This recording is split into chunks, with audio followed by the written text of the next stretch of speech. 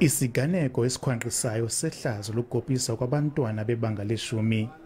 Bangaphezu kwama800 abantwana abachaphazelekayo besuka kwizikolo ezisithandathu kwingingqi yaseWartambo, Aamathole West kunye neNelson Mandela Metro. Kutyholwa ngokuba bakopa iphepha le-Maths Literacy, i-Tourism, i-Accounting, i-Business Studies kunye ne-Life Orientation.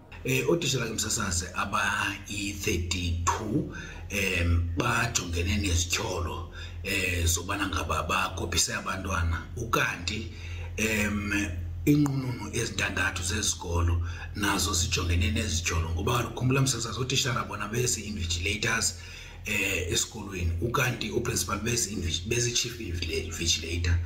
Ibhodi ejongene nokulawula isikolo ecibeni igrogrisa ngokuya kwiinkundla zomthetho ukuba nje isebe alizikhuphi iziphumo okanye banikwe izizathu ezibambekayo. Ndicela ntonye kwisebe lezemfundo malizise iziphumo zabantwana bethu ngoba aba bantwana bazawukhetha ukudla i-drugs, badla indlwala, benzubugebenga.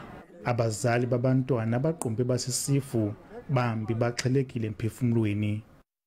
Indiphatha kabuhlungu lanto kuba ukuze ndimzise kwesi sikolo bendiphila ngokutheza inkuni ehlathini zithengwe ngabantu.